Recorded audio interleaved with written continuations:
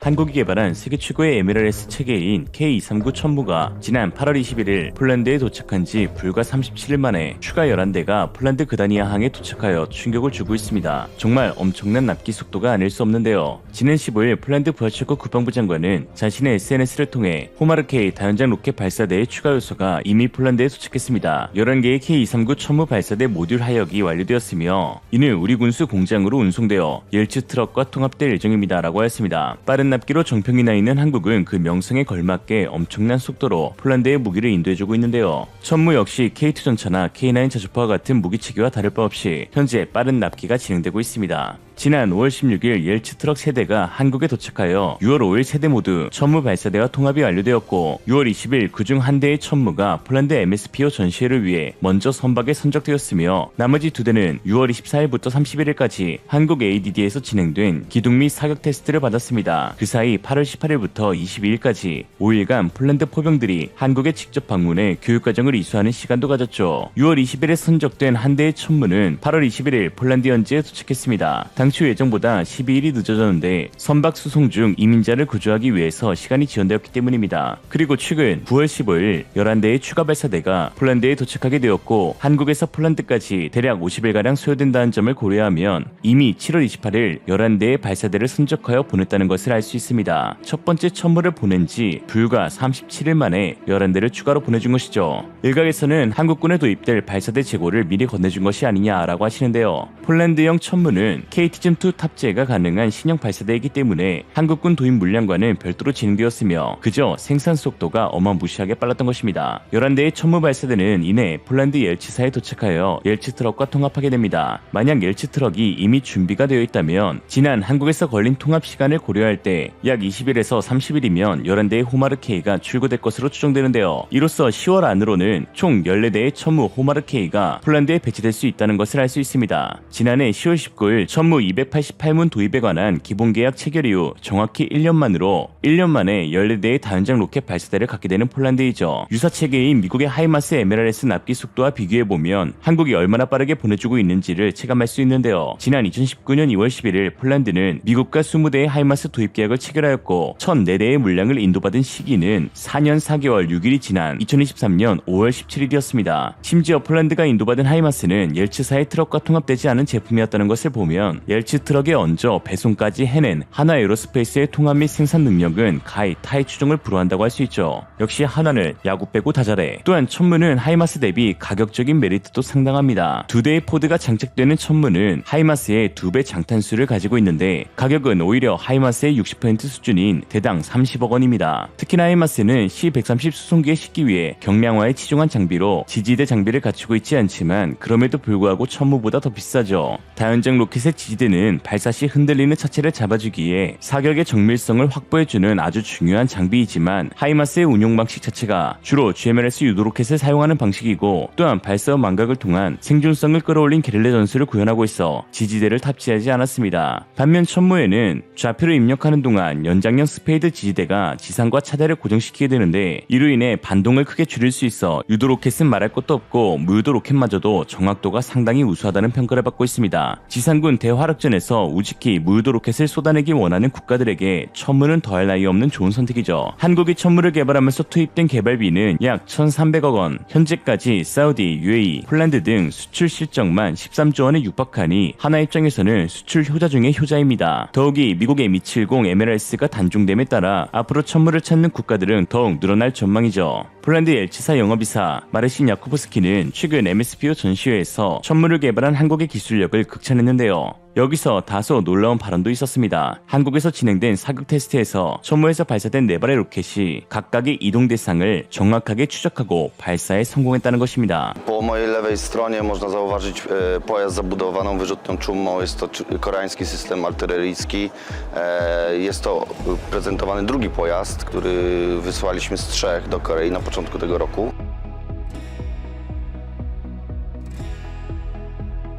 Pojazd 8x8, bazowy pojazd wprowadzony do sił zbrojnych RP. Jest to pojazd na bazie podwozia do systemów Jak, do systemów transportowanych czołgów Abrams. Zmodyfikowaliśmy go do zabudowy wyrzutni.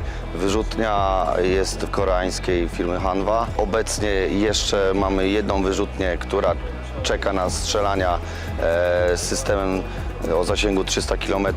Ta wyrzutnia, którą tutaj prezentujemy, jest to wyrzutnia z rakietami, których zasięg opiewa na 80 km. Akurat 2 tygodnie temu skończyliśmy testy strzelań w Korei, przeszły je pozytywnie. Każdy pocisk z 4 został dokładnie namierzony i wystrzelony w obiekty ruchome.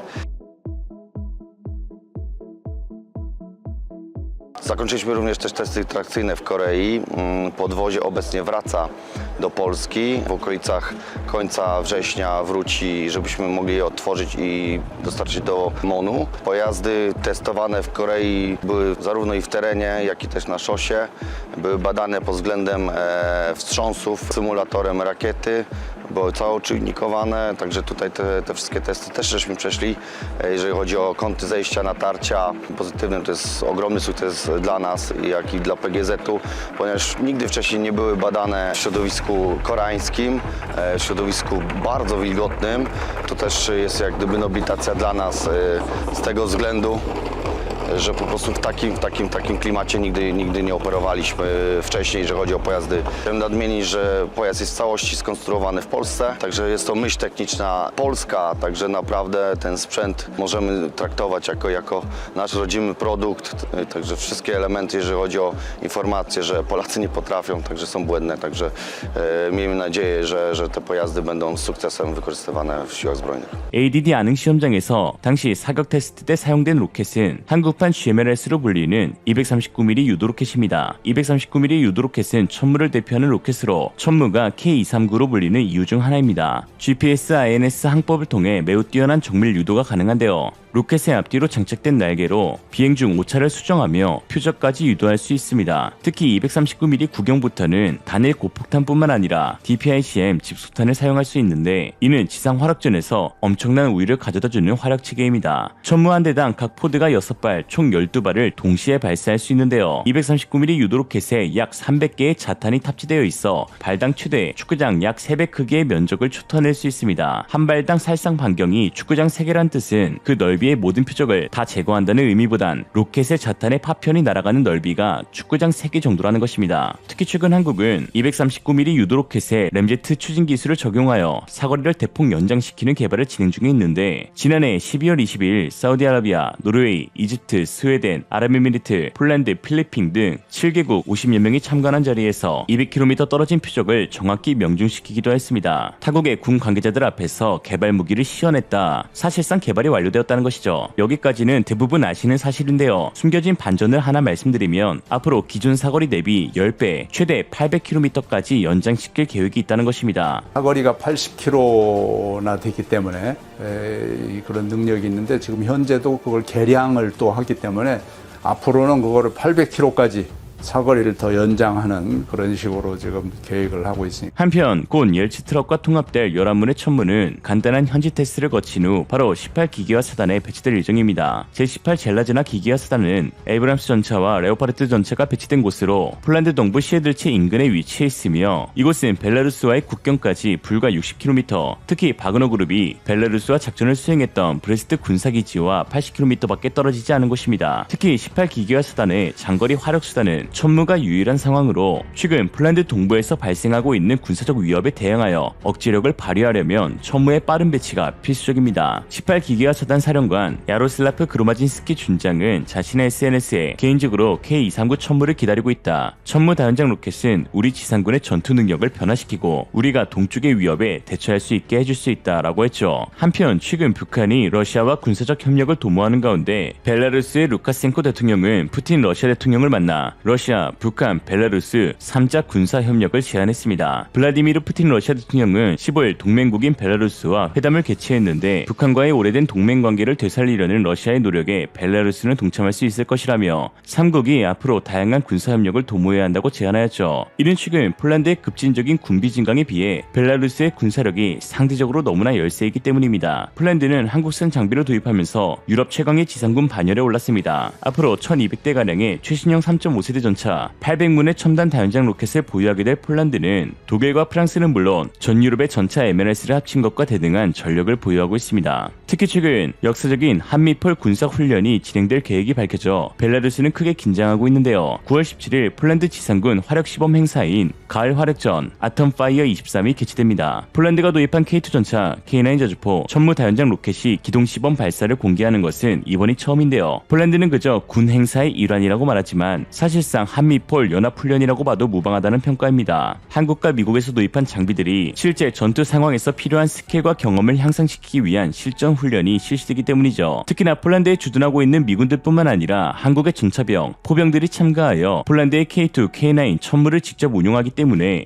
사실상 3국 연합훈련이라고 볼 수 있습니다. 단순히 무기체계의 호환 능력을 점검하는 수준을 넘어 함께 전투에 나설 수 있다는 것을 러시아와 벨라루스에 암시한다는 의미죠. 성일 국방부 전력자원관리실장 역시 폴란드의 디펜스 24와인 TV에서 폴란드와 한국의 방산협력은 단지 수출과 수입에서 그치지 않고 양국가가 유사시 제2의 군비기지를 구축할 수 있다는 것과 동시에 같은 무기체계를 사용하므로 양국의 병사들이 서로 최고의 파트너로 등극했다는 데에 의미가 있다라고 했습니다. 명실상부 지구대장 미국, 유럽 최강 군사강국 폴란드, 아시아 최강의 화력 체계를 갖춘 한국의 동맹은 어벤져스급이라고 불려도 손색이 없죠. 벨라루스 역시 이에 대응하기 위해 9월 말 러시아와 대규모 군사훈련을 실시하기로 했습니다. 급조한 티가 팍팍 나지만요. 벨라루스는 스모치와 폴로네즈 MLS로 무장한 제336 로켓 포병 여단 부대를 이미 훈련이 진행되는 지역으로 이동하기 시작했습니다. 비록 푸틴은 자국이 북한과 어떤 군사적 합의가 없다고 하지만 러시아 위성국 벨라루스의 대통령의 말은 달랐습니다. 더욱이 벨라루스는 중국과의 군사협력도 추진해야 한다고 목소리를 높이고 있죠.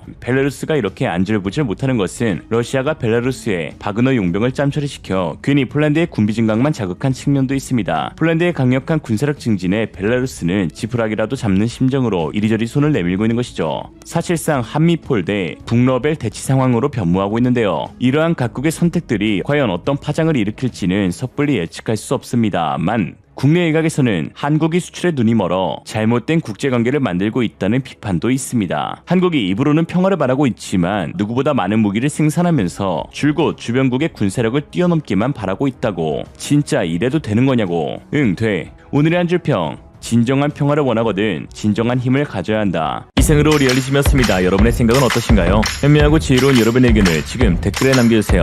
감사합니다.